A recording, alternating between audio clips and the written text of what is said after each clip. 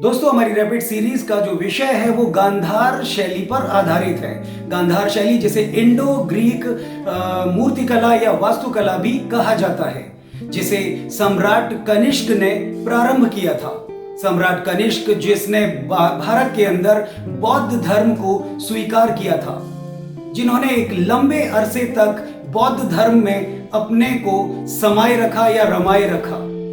उनके द्वारा बौद्ध धर्म के लिए बहुत सारे कार्य किए गए, जिसमें मथुरा जो शिल्प है उसको भी बनाया गया। इसी तरह पाटलिपुत्र शिल्प है उसको भी काफी ऊंचाइयों तक पहुंचाया गया था। इसी प्रकार जो गांधार जो शिल्प था उसमें हम देखते हैं कि किस प्रकार यूरोपियन प्रभाव मूर्तियों में देखने को मिलता है।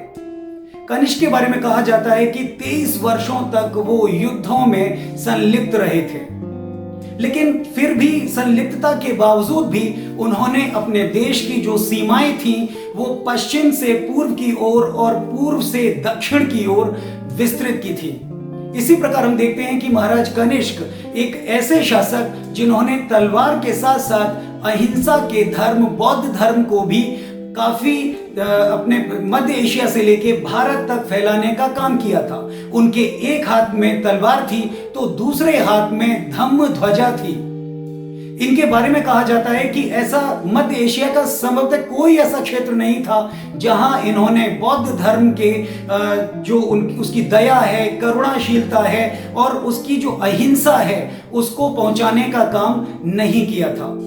कनिष्क के बाद उनका उत्तराधिकारी वशिष्ठ बना और वशिष्ठ के बाद हुविष्क और हुविष्क के बाद कनिष्क द्वितीय और उसके बाद जो अंतिम महान शासक था उसे हम वासुदेव के नाम से जानते हैं। महाराज कनिष्क 23 वर्षों तक युद्ध में संलिप्त रहे और इसी से गुस्सा होकर, नाराज होकर, खींचकर उनके सैन्य अधिकारियों ने उनका कत्ल कर दिया था। इस तरीके से सैन्य अधिकारियों द्वारा वो भारतवर्ष में मारे जाने वाले एक दूसरे शासक थे या महान शासक थे। इससे पहले हम देखते हैं कि किस तरह पुष्यमित्र शुंग ने भी बृहद्रथ या जो मौर्य वंश के जो अंतिम शासक थे बृहद्रथ, उनका कत्ल किया था, क्योंकि बृहद्रथ भी बौद्ध धर्मानुयायी थे। उसी तरीके से कनिष्क भी बौद्ध धर्म के अनुयायी थे और दोनों का जिस तरह कत्ल किया गया था वो भी सैन्य ठिकानों पर ही किया गया था। तो ये सोचने पर विवश करता है कि ये सैन्य परिवर्तन था या कोई धार्मिकता को लेकर के या धार्मिकता को एक प्रश्न बनाते हुए ये इन कत्लों को अंजाम दिया गया था। तो इसी प्रकार कनिष्क की भी जो हत्या की गई उसके बाद में हम देखते हैं कि कैसे बौद्ध शिल्पों का पूरी तरीके से हिंदूकरण किया गया, जिसे हम मथुरा शैली में निर्मित हुविष्क की मूर्तियों में बाकायदा देखते भी हैं। मथुरा संग्रहालय में जब आप आएंगे तो आपको बहुत सारी ऐसी मूर्तियां मिलेंगी जिसमें खुद हुविष्क, जो महाराज हुविष्क हैं, वो चतुर्भुज आकार में या रूप में खड़े हुए हैं, जिनके एक हाथ में शंख, दूसरे में गदा, एक में चक्र, तो फिर एक आशीर्वाद यानी वरद मुद्रा में, या फिर उसमें कमल उन्होंने जो हाथ में पकड़ा हुआ है। उसी प्रकार 3 फणधारी नाग उनके जो सिर के ऊपर हैं वो विराजमान हैं और दूर से देखने में आपको ऐसा ही प्रतीत होगा जैसे हम भगवान विष्णु की मूर्ति को देख रहे हैं। लेकिन सच्चाई उस वक्त देखने को मिलती है जब हम मूर्ति के कदमों की ओर नजर डालते हैं। वहां क्लियर लिखा हुआ है, साफ तौर पे लिखा हुआ है कि यह मूर्ति महाराज हुविष्क की है। तो मैं आपको यह बता दूं कि जो कुषाण वंश के जो शासक थे, जो यूची कबीले के शासक थे, ये सभी शासक खुद को देवपुत्र कहलाना पसंद करते थे और अपने तथा अपने पूर्वजों के मंदिर बनाना पसंद करते थे। और इनके बारे में कहा जाता है कि इन्होंने बाद में यानी कि कनिष्क के बाद बेहद बहुत ही बड़े पैमाने पर जो हिंदू धर्म से संबंधित जो मूर्ति कला थी उसमें भी काफी दिलचस्पी दिखाई थी। तो बहरहाल हमारा जो विषय है वो गांधार शैली पर आधारित है कि किस प्रकार कनिष्क ने गांधार शैली को हर क्षेत्र में, हर जगह जगह पर पहुंचाया था। तो चलिए अब हम लोग देखते हैं कि किस प्रकार से कनिष्क ने अपनी इस मूर्ति के कला को विश्व पटल पर लाने में सहयोग दिया था या योगदान दिया था। तो इसमें सबसे पहले हम लोग देखते हैं कि इंडो ग्रीक कला का जो चरमोत्कर्ष काल था या चरमोत्कर्ष था वो कुषाण शासक कनिष्क के काल में हुआ था। इस कला का विकास पूरे मध्य एशिया में हुआ था।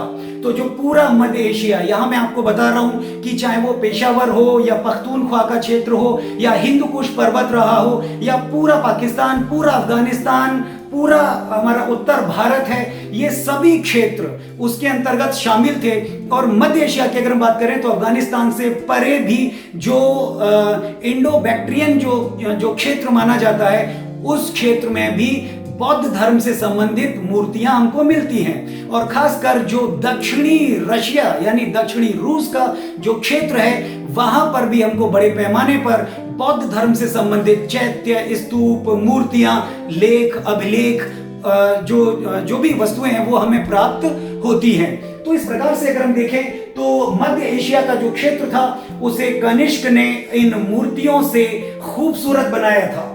गांधार मूर्ति शिल्प को स्थापित करने के लिए उन्होंने मतलब कनिष्क ने अपने प्रसिद्ध राजनीतिक सलाहकार, मैं रिपीट करूंगा, राजनीतिक सलाहकार और बौद्ध विद्वान मंथर, मैं नाम लूंगा यहां मंथर का, जो मंथर थे उनको नियुक्त किया गया था। वही विशाल बौद्ध स्तूप, चैत्य तथा विश्व प्रसिद्ध बमियान की मूर्ति, जो बमियान की मूर्ति है, जिसे हम लोग बामियान की मूर्ति कहते हैं, ये अफगानिस्तान में है। और 2002 में तालिबानियों ने इस मूर्ति को मिसाइल से उड़ा दिया था। ये वो मूर्ति है जिसे चंगेज खान ने बख्श दिया। ये वो मूर्ति है जिसे तैमूर ने बख्शा था, अहमद शाह अब्दाली ने बख्शा था, या और भी आतताई जो लोग आए थे भारत पर आक्रमण करने आए थे, महमूद गजनबी भी आया था, मोहम्मद गौरी भी आया था, ये उन्हीं रास्तों से आए थे जहां ये रास्ते में मूर्तियां पड़ती हैं। लेकिन उन्होंने इस मूर्ति को बिल्कुल नहीं हाथ लगाया, बल्कि उनके जो पूर्वज चलते थे, जो बड़े बुजुर्ग चलते थे, बल्कि वो उन्हें साथ ही साथ ये भी बताते जाते थे कि ये हमारे बड़े बुजुर्ग हैं या हम कभी बौद्ध हुआ करते थे। यानी कि जो भी मध्य एशिया के जो उस काल के मुसलमान थे वो उससे पहले बौद्ध धर्म के अनुयायी हुआ करते थे। यानी कि उन जो कबीले थे वो कभी बौद्ध कबीलों के रूप में जाने जाते थे। तो इस तरीके से जो नए नए मुस्लिम जो शासक बन रहे थे, जो अभी 300 या 400 वर्ष ही हो पाए थे, उनको इस्लाम स्वीकार किए, उन लोगों ने इन मूर्ति शिल्प को बिल्कुल भी हाथ नहीं लगाया था। लेकिन 2002 में तालिबानियों ने मिसाइल से जिस तरह इस मूर्ति को मिसाइलों से उड़ाया था, वो इस वसुधैव कुटुंबकम, यानी कि ये जो पूरा विश्व हमारा घर है, आवास है, इस जो सूक्ति है, ये जो वाक्य है, उस पर धब्बा लगाने वाली बात थी। क्योंकि जब हम देखते हैं कि जो बौद्ध धर्म था, जो शांति का प्रतीक था, जो पूरे मध्य एशिया में फैला हुआ था और जगह जगह पर भगवान बुद्ध से संबंधित लेख, अभिलेख, मूर्तियां, चैत्य विहार ये प्राप्त हमें होते रहे थे। तो इस प्रकार ये जो बमियान की जो बुद्ध मूर्ति थी, इन सभी मूर्तियों का, इन सभी चैत्यों का, इन सभी स्तूपों का जो निर्माण था, वो निर्माण आगीसेल्स यूनानी अभियंता था, जो कनिष्क के दरबार में परिश्रय प्राप्त करता था, रोजगार प्राप्त करता था। तो महाराज कनिष्क ने इन सभी चीजों का निर्माण करने के लिए यूनानी अभियंता आगीसेल्स की देखरेख में इन सभी का निर्माण करवाया था। वही मध्य एशिया को जोड़ने वाला ऋषभ मार्ग जो गांधार शिल्प से भरा हुआ था, यानी कि अब जितने भी पहाड़, जितनी भी जो दर्रे हैं, खासकर जो सिल्क रूट बोला जाता है, जो चीन से होके मध्य एशिया तक आता है, जहां से बहुत सारे बौद्ध भिक्षु, बौद्ध श्रमण जाया करते थे, उन्हीं मार्गों पर सम्राट अशोक ने ये बौद्ध चैत्य, विशाल मूर्तियां इनको स्थापित करवाया था। इनकी खूबसूरती इतनी अच्छी थी कि जब भी ये ऊंचे ऊंचे पर्वतों पर दूर से दिखाई देते थे, तो जो लैंडस्केप होता था, जो पीछे का दृश्य होता था, वो बेहद खूबसूरत नजर आता था। और ये जो मार्ग थे वो पूरे बौद्ध जो अवशेष थे उनसे भरे हुए थे। जिस प्रकार हम देखते हैं कि सम्राट अशोक ने स्तंभों का निर्माण शाही मार्गों पर अधिकतर करवाया था, जैसे कि उत्तरापथ, जिसे हम लोग बाद में जीटी रोड के नाम से जानते हैं, ग्रैंड ट्रंक रोड के नाम से जानते हैं। तो ये जो जीटी रोड था या जो उत्तरा पथ था, इसी उत्तरा पथ पर सम्राट अशोक ने अशोक स्तंभों का निर्माण करवाया था, ताकि राजमार्ग पर जाने वाले हर पथिक, हर यात्री, हर व्यापारी, हर पर्यटक को अशोक के विचारों से अवगत कराया जा सके। तो इसी प्रकार कनिष्क ने भी अपने विचारों से अवगत कराने के लिए इन्हीं शाही राजमार्गों का चयन किया था। और साथ ही कनिष्क ने मथुरा मूर्ति कला का दायित्व, यानी कि जो गांधार के बाद जो मथुरा मूर्ति शिल्प था, उसका दायित्व उन्होंने अपने महाक्षत्रप खरपल्लन को सौंपा था। तो खरपल्लन मथुरा के एक प्रांतपति भी थे और उन्हीं के ऊपर जिम्मा था इन सभी मूर्ति शिल्प को अपनी परिणति तक पहुंचाने का जिम्मा उन्हीं को दिया गया था और उन्हीं को बोला गया था कि आप इनको पूरी तरीके से बाकायदा खूबसूरती के साथ निर्मित करवाएं। और काशी, सारनाथ तथा पाटलिपुत्र में मूर्ति शिल्प के निर्माण का कार्यभार कनिष्क ने अपने प्रांतपति वनस्पर, मैं रिपीट करूंगा, वनस्पर के जो सानिध्य में सौंपा था। यानी कि ये जो दायित्व था, खासकर जो काशी, सारनाथ और पाटलिपुत्र का था, उसका दायित्व वनस्पर ने संभाला था। गांधार मूर्ति कला में गौतम बुद्ध को मनुष्य रूप में दर्शाया गया है। जबकि मैं यहाँ क्लियर कर दूं कि मनुष्य रूप की बात है तो साफ तौर पे ये बात इंगित होती है कि कनिष्क महायान शाखा को मानते थे, जो भगवान बुद्ध की पुरुष या मनुष्य रूप में मूर्तियां बनाते थे, जबकि हीनयानी लोग महात्मा बुद्ध के विचारों, उनके जो सिद्धांत थे, उनकी जो धर्म की खूबसूरती थी, उनकी जो समाज में जीने की जो तकनीक थी, जीवन पद्धति थी, उसमें बिलीव करते हैं महायानी लोग। जबकि जो हीनयानी लोग जो उनके विचारों पर बिलीव करते थे, लेकिन महायानी लोग महात्मा बुद्ध को एक परम पिता, एक बहुत बड़ा चमत्कारी पुरुष और एक भगवान के रूप में उनकी पूजा किया करते थे। तो इस प्रकार से अगर हम लोग देखें तो गांधार शिल्प में महात्मा बुद्ध का जो चेहरा था वो ग्रीक देवता अपोलो के जैसे बनाया गया था। तो अपोलो,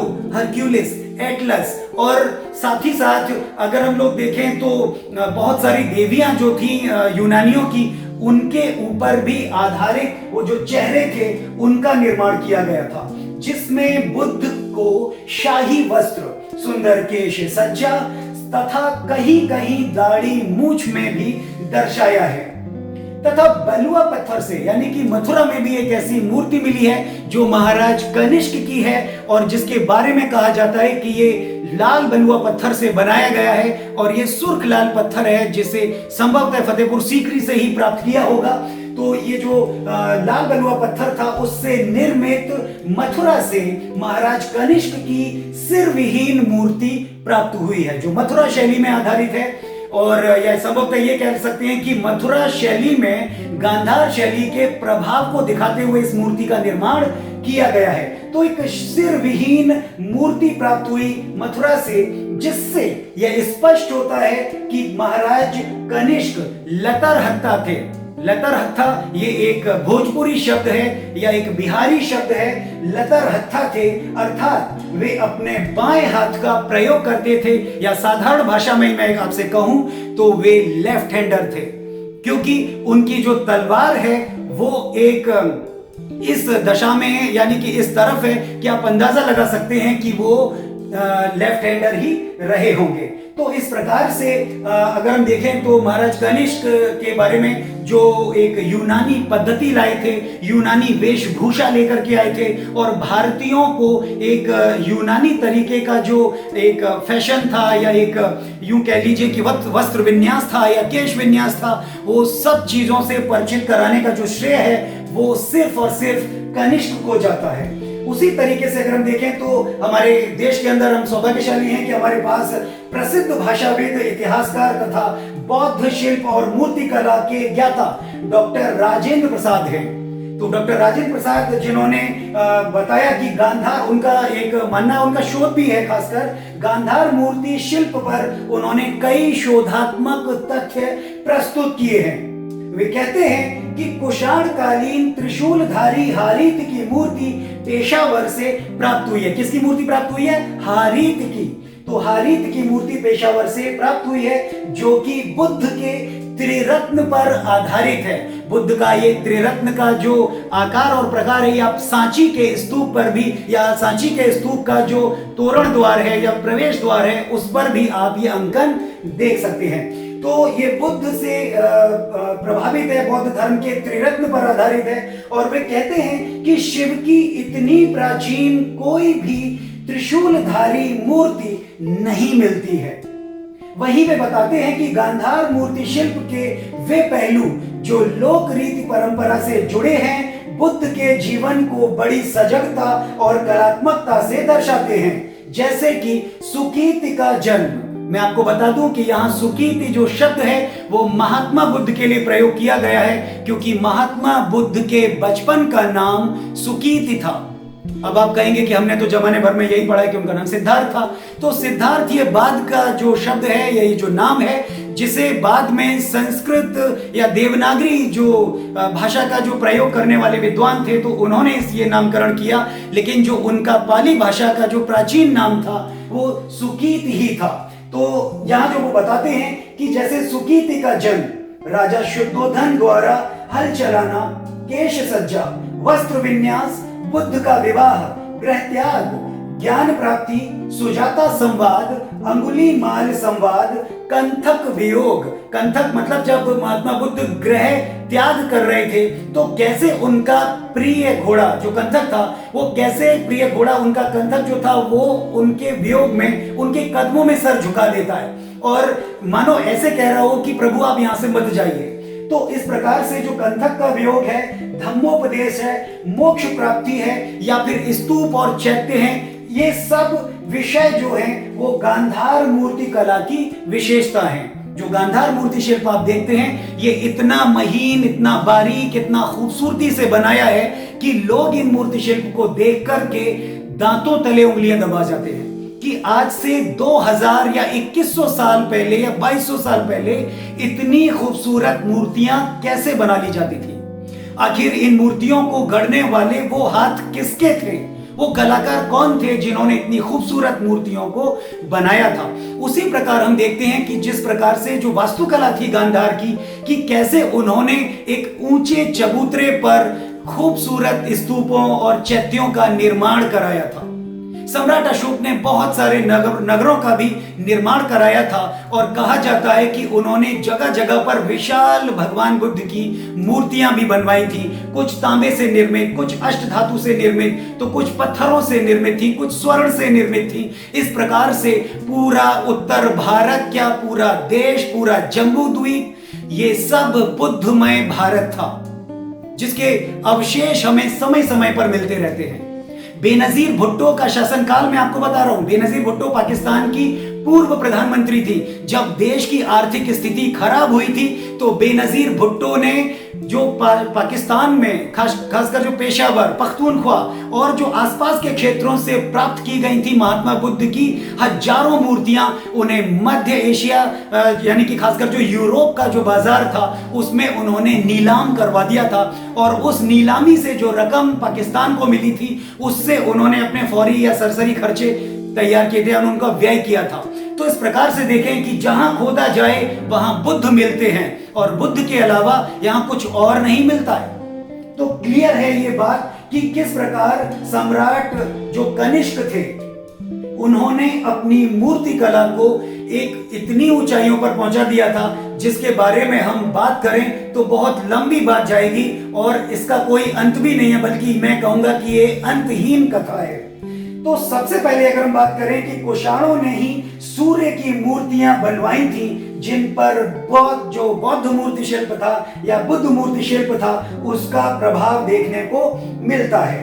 कनिष्क के काल तक करीब 18 बौद्ध पंथों का उदय हो चुका था। तो जो 18 बौद्ध पंथ थे उनका उदय हो चुका था, जिनके दर्शन हमें गांधार कला में देखने को मिलते हैं। तो जो गांधार शिल्प था उसमें 18 यानी संयुक्त रूप से ये जो हम देखते हैं बौद्ध धर्म के जो दर्शन करते हैं उसमें 18 जो संप्रदाय, एक तरीके से बौद्ध धर्म के जो संप्रदाय थे, जो सेक्ट थे, उनके हमको दर्शन देखने को मिलते हैं। या यूं कह लें कि 18 बुद्धों का दर्शन हमें अकेले हमको जो गांधार शिल्प है या मथुरा शिल्प है या पाटलिपुत्र शिल्प है उनमें देखने को मिलता है। उसी प्रकार अगर हम देखें तो कनिष्क ने सबसे पहले गांधार शिल्प में शिल्पकारी उन्होंने बाद में जो पत्थरों पर की, लेकिन सबसे पहले उन्होंने शिल्प कला का जो प्रयोग था वो अपने सिक्कों पर किया था। तो उन्होंने अपने सिक्कों पर जो अंकन किया था कनिष्क ने, तो ये जो अंकन कराया था तो उसमें उन्होंने बुद्ध की मूर्ति बनवाई थी और मूर्ति पर सोने का एक सिक्का था जिस पर बुद्ध की मूर्ति बनी है और जिस पर लिखा है बोडो। बोडो यानी BODO बोडो। तो इस तरीके से बोडो खुदा हुआ है। इस शैली में बुद्ध की खड़ी मूर्ति को कनिष्क के, यानी कि जो खड़ी हुई मूर्ति थी, यानी कि अगर हम देखें कनिष्क काल की खड़ी हुई मूर्तियां हैं तो उन खड़ी हुई मूर्ति को यक्ष मूर्ति कहा जाता है, जबकि बैठी हुई मूर्तियों को योगी मूर्ति कहा जाता है, यानी योग मुद्रा में बैठी हुई मूर्तियां कहा जाता है। पाकिस्तान की स्वात घाटी से, पाकिस्तान में जो स्वात घाटी है वहां से कनिष्क के काल के बुद्ध पद मिले हैं। यानी कनिष्क के काल में जो बुद्ध पद थे उन्हें एक पत्थर पर बनाया गया था। बुद्ध पदों को अष्ट, जो हमारे 8 पत्तियों वाला एक जो फूल था, कमल का फूल था, उसके साथ वो बुद्ध पद बनाए हैं जिन पर खरोष्ठी लिपि में दाएं से बाएं की ओर लिखा है बोधासा साका मुनिसा पदानी। बोधासा साका मुनिसा पदानी, अर्थात ये चरण चिन्ह शाक्य मुनि गौतम बुद्ध के हैं, यानी कि ये चरण चिन्ह हैं वो गौतम बुद्ध के हैं। बौद्ध धर्म के प्रति सम्राट अशोक जैसे समर्पण, यानी कि जो बौद्ध धर्म के प्रति सम्राट अशोक का समर्पण था वही समर्पण हमारा कनिष्क में भी हम देखते हैं कि वही समर्पण था जो अशोक का बौद्ध धर्म के प्रति था। तो यही समर्पण देखते हुए हम सम्राट कनिष्क को दूसरा अशोक कहते हैं, यानी कि जो अशोक हैं वो दूसरे अशोक कहलाते हैं। कौन?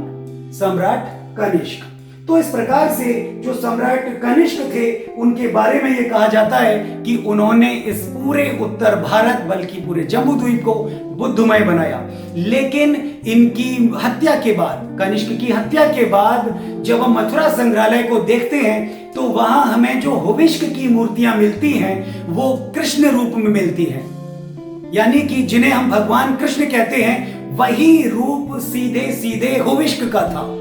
और उन्होंने उसी तरीके से चतुर्भुज आकार में 3 फनधारी मूर्तियां और शंख गदा चक्र वाली मूर्तियां बनवाई हैं। अगर कदमों पर यह ना लिखा होता कि ये महाराज हुविष्क है तो हम इस बात पर भी ये बहस आज कर रहे होते कि वो हुविष्क नहीं, वो तो भगवान विष्णु हैं। लेकिन सच्चाई बिल्कुल स्पष्ट है कि कदमों पर लिखा है कि वो महाराज हुविष्क हैं। तो इस प्रकार से जो मथुरा है वो पूरी तरीके से बौद्ध नगरी था, और अकेले कनिष्क के दौरान ही नहीं बल्कि ये सम्राट अशोक के काल से ही बौद्ध नगरी था। जिसे वेरंज कहते हैं वो वृंदावन है, यानी बौद्ध काल में वृंदावन को वेरंज कहा जाता था, जहां से महात्मा बुद्ध ने पलायन किया था। तो जो बुद्ध का पलायन था वो संभवतः अतरंजी खेड़ा जो बोला जाता है एटा के पास, वहां वो गए थे और उनके वियोग में बहुत सारी भिक्षुणियां, बहुत सारी श्रमणियां रोने लगी थी, वियोग करने लगी थी कि आप इतनी दूर मत जाइए। तो जो बुद्ध का पलायन था वेरंज यानी वृंदावन से कहां? अतरंजी खेड़ा एटा के लिए। तो ये जो रीति है, ये जो एक जो तरीका है, इस तरीके को या इन चीजों को, इन ऐतिहासिक तथ्यों को जब हम देखते हैं तो हम साफ तौर पे पाते हैं कि मथुरा भी बौद्ध नगरी थी और उसे बौद्ध नगरी होने का श्रेय वो 2 शासकों ने ही प्रदान किया था, और जिन शासकों का नाम है सम्राट अशोक और कनिष्क। फिर चाहे हम ये देखें तो साफ तौर पे अगर हम देखते हैं तो चाहे वो हुइनसांग हो, फाहियान हो या इत्सिंग हो, सभी ने अपने अपने हिसाब से इन दोनों जो सभ्यताएं, जो दोनों शासकों की जो बनाई हुई सभ्यताएं थी या चैत्य थे, महाविहार थे, उनका वर्णन बाकायदा अपने साहित्यों में किया है। तो आज का हमारा जो टॉपिक था वो बौद्ध मूर्ति शिल्प गांधार शैली पर आधारित है। तो मुझे उम्मीद है कि आपको मेरे इस जो विषय से थोड़ी बहुत मदद आपको जरूर मिलेगी। तो आज का जो टॉपिक था उसे मैं यहीं पर विराम दे रहा हूं। तो कल फिर हम किसी और टॉपिक के साथ आपसे मिलेंगे।